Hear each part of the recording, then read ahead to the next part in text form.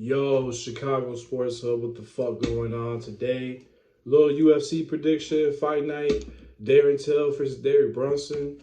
And I'm gonna give out some, NFL players. Give out some of y'all names for fantasy football, some sleepers, man.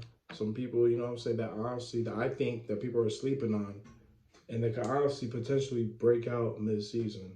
So let's get straight into it, man. Let's start off with UFC. Darren Till versus Derek Brunson. Darren Till, he's 18 and 3-1, so he has one tie on him. He's 28 years old. I mean, his last fight, he beat Wonder Boy, Stephen Thompson Wonder Boy. Then he lost to Tyron Woodley. Tyron Woodley submitted him. It's just like, man, Darren Till, he's a good fighter. He's a real technical fighter too. You know what I'm saying? It's just like I feel like he has no takedown defense. Like he's always getting taken down. Like damn. He's more of a stand-up fighter, a striker, I feel like. I mean his last five fights, he's 2-3. His last fight he lost to Robert Whitaker. I mean, let's just admit Robert Whitaker, he's so damn elite, man. He's always dominating somebody in a fight. So Darren Till's last fight, man, he fought Robert Whitaker, and I was watching that fight last year. Darren Till, he looked good as hell the first round. You know what I'm saying? With some jabs, some leg kicks. I'm like, damn, okay, Darren Till, he looks pretty decent, but it's a 5-round fight. Let's see if he could do that shit all 5 rounds, 5 championship rounds. But he didn't though. Robert Whitaker was just dominating his ass after the first round. I'm like, what the fuck? It's like the whole fight just switched. Robert Whitaker was just attacking his ass with the leg kicks. Robert Whitaker had 2 takedowns out of 13. You see what I'm saying? Like, and he was also controlling some takedown control time on that shit too. So like that's Darren Till's weakness, honestly. And this was tough as hell call, to be honest, for this fight, Derek Brunson versus Darren Till. Because like Derek Brunson, let's move on to him. He's 22 and 7, 37 years old. He's kind of old. But hear this out. He's 4-1 in his last 5 fights. That's pretty damn decent. I mean, like his last fight against Kevin Holland, I was watching that fight. Big disappointment. Big disappointment from Kevin Holland. But like Derek Brunson, he did his thing, man. He had 6 takedowns. And he was controlling that shit the whole damn fight. Like that was like the whole fight, damn near. Just him controlling the damn takedowns and shit on Kevin Holland. So like, it's just like, damn. So we all know what the fuck's gonna happen. Darren Brunson's gonna try to go after the takedowns against fucking Darren Till. The question is, can Darren Till defend those takedowns? Can he stop those takedowns? Because if he could stand up with Derek Brunson, Darren Till's gonna fuck his ass up. Because Derek Brunson, he's really not a stand-up fighter. I'm not gonna lie. He's kind of sloppy when it comes to fighting. He's just really good at taking down people and controlling that damn time. And this is a 5-round fight too. So it's just like, damn, this one's pretty damn tough. I'm not gonna lie. But I'm gonna go with Darren Till, man. I believe in him. He's young. I honestly think he could be on the rise too in this division. And he just gotta defend those takedowns. If he could do that, stand up, piece this motherfucker up, tear him apart, Derek Brunson, he'll be fine. He'll win that fight. The odds on that shit, Darren Till's the favorite. Minus 184 on FanDuel. Derek Brunson is plus 154. It's a really tough one too. This is a tough ass fight to call because you don't know what the fuck's gonna happen. You don't know if Darren Till's really gonna defend those takedowns. So let's see. We're gonna see what's up with that. It's gonna be a good ass fight. Darren Till versus Derek Brunson. I got Darren Till. I'm gonna ride with him. Younger fighter, anyways. And who else? I want to throw out a name out there. Tom Aspinall. He's the co-main event. He's on the rise, man. Heavyweight fighter. It's a tough fight for him too. It's gonna be a good ass fight. Y'all should have just watched that shit.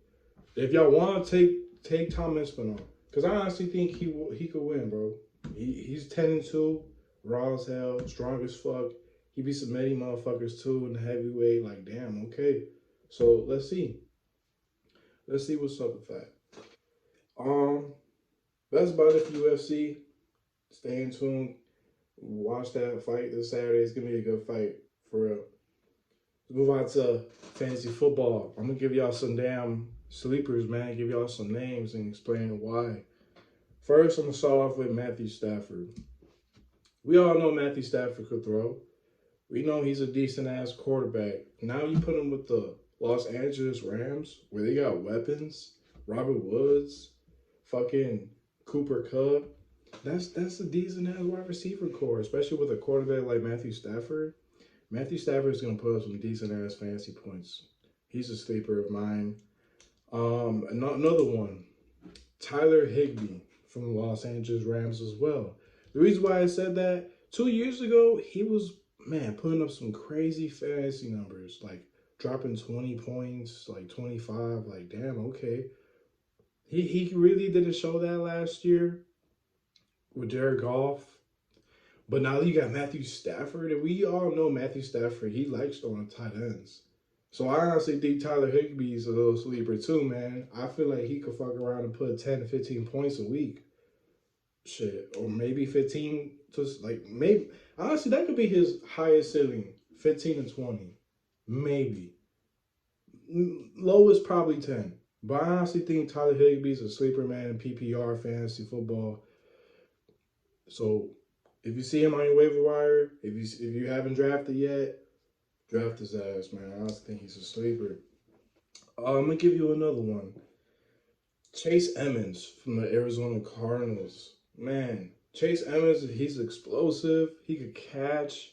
He showed that shit last year with Kenyon Drake. He wasn't like, I don't know. Sometimes when he would have produced, they'll just throw Chase Edmonds in, or when it's third and down, Chase Edmonds will go in and he'll do some shit. Honestly, and I'm like, yeah, I know you got James Conner at the fucking Arizona Cardinals, but like, it's just like, can James Conner stay healthy? He's always getting injured, honestly, and this is why I say Chase Edmonds because I feel like James Conner he's gonna get injured, he's gonna go down, and then this season, okay, fuck it, Chase Edmonds is gonna start, and he's just gonna fucking outbreak mid season. To be honest, like real shit. So keep an eye on him. Chase Edmonds, keep that in mind. I honestly think he could like at least average 15 points for PPR because you know he's gonna get those catches. He's a good catching running back and he's explosive. So remember that. Keep that in mind and shit. The next one I'm gonna go with Sonny Michel from the Los Angeles Rams as well too. It's just like, yeah, I get it. Darren Henderson, they're the starter, whatever. But like, I think Sonny Michel, you should like if you're gonna have him, just keep him on your bench to see and wait out. Maybe mid-season, I think he's gonna break out, like be that number one running back. You feel me?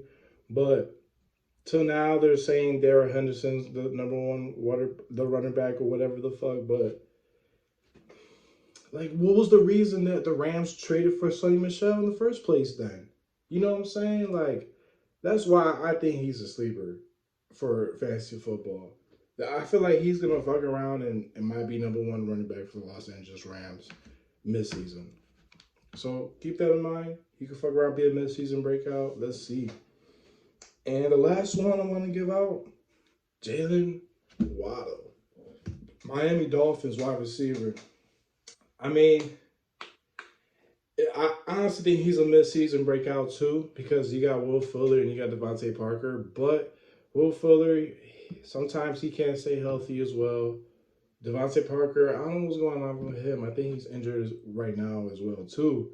So I think Jalen Waddle, he could be a mid-season breakout as well. Like, and you know he's gonna have that connection and chemistry with Tua. They went to the same college. You know what I'm saying? So like, I don't know. And the Dolphins see something in Jalen Waddle. They could have went and drafted Devontae Smith, but no, they got Jalen Waddle. I honestly think he's a mid-season breakout, man, for PPR fantasy. That's about it for the sleepers. These are sleeper names for fantasy football. Like, motherfuckers are sleeping on these guys. They could give you as some decent ass points mid-season. Shit, start of week 1. Who knows? We're gonna see, man. But I appreciate y'all. Keep supporting, like, share, subscribe on YouTube, all that shit. Appreciate it. Next video, shit, probably more fantasy football. Oh, hold on. NFL season week 1 is around the corner, man. Probably like a week away. We're gonna get some picks for all that shit. All those games that one Sunday. Let's go. Appreciate y'all. Peace, motherfucker.